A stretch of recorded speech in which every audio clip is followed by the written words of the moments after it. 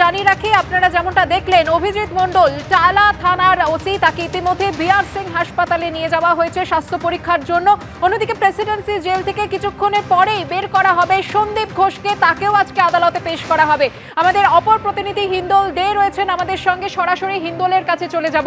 হিন্দোল, কি পরিস্থিতি এই মুহূর্তে রয়েছে প্রেসিডেন্সি জেলের সামনে? নিরাপত্তায় কতটা জোর দেওয়া হয়েছে? একেবারে দেখো, নিরাপত্তার বিষয়টা কিন্তু কলকাতা পুলিশের তরফ থেকে আঁটাসাঁটো করা হচ্ছে। কেননা তুমি জানো, এর আগে যখন তাকে আলিপুর আদালতে পেশ করা হয়েছিল তখন কিন্তু তার উপরে রীতিমতো কখনো তাকে চাটি মারা হয়েছিল, কখনো তার উদ্দেশ্যে জুতো ছুঁড়ে মারা হয়েছিল। এবং সেই কারণে তোমাকে দেখাচ্ছি, তুমি দেখতেই পাচ্ছ যে এই যে প্রেসিডেন্সি জেল, এই প্রেসিডেন্সি জেল থেকে আর কিছুক্ষণ বাদেই কিন্তু সন্দীপ ঘোষকে, অর্থাৎ কিনা আরজিকর হাসপাতালের যিনি প্রাক্তন অধ্যক্ষ, তাকে কিন্তু বার করা হবে। সিবিআই তাকে শিয়ালদা আদালতে নিয়ে যাবে।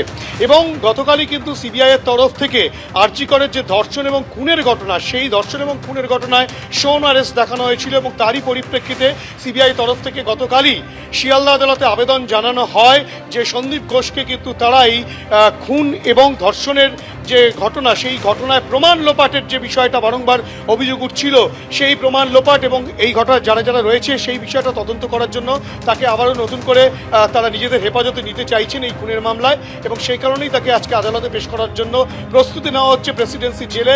ব্যাপক পুলিশ ফোর্সও এসছে, তাকে রীতিমতো কর্ডন করে নিয়ে যাবে, তেমনটাই পুলিশ সূত্রে জানা যাচ্ছে। একেবারেই হিন্দোল, আদালতে আজ কি হয়, সিবিআই তরফ থেকে কি কি তথ্য প্রমাণ পেশ করা হয় সেদিকে আমাদের নজর থাকবে। ধন্যবাদ তোমাদের সকলকে। স্বাস্থ্য ভবনে এই মুহূর্তের আবহ তোমাকে দেখিয়ে দেবো।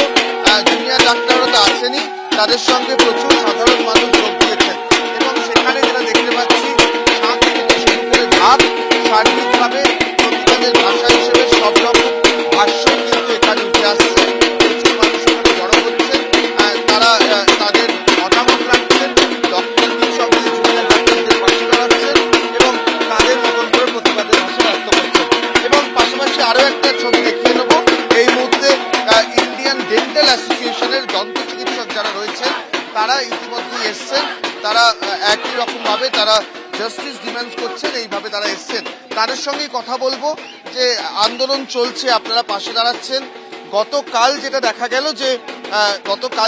গেল সিবিআই দুজনকে গ্রেপ্তার করলো মূল যে ধর্ষণ ও খুনের মামলার। বারবার বলা হচ্ছিল যে স্বাস্থ্য প্রশাসন এবং পুলিশ প্রশাসনের ভূমিকা, সেটার ভিত্তিতে দুজন গ্রেপ্তার হলো, সেটা কিভাবে দেখছেন? আমরা এটা দেখছি যে এটা আন্দোলনকারীদের মোরালটা বাড়িয়েছে আর কি, বাড়িয়ে দিচ্ছে। আর আমরা ওটা জানাতেই এসেছি যে ওরা এই আন্দোলন যেটা করছে আমরা ওদের সাথে আছি।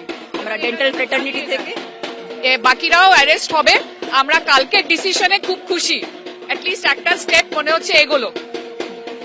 অনেকেই কিন্তু কালকের সিদ্ধান্তে যথেষ্ট খুশি হয়েছেন এবং এই মুহূর্তে যেটা দেখা যাচ্ছে যে অনেকে এখানে জড়ো হচ্ছেন।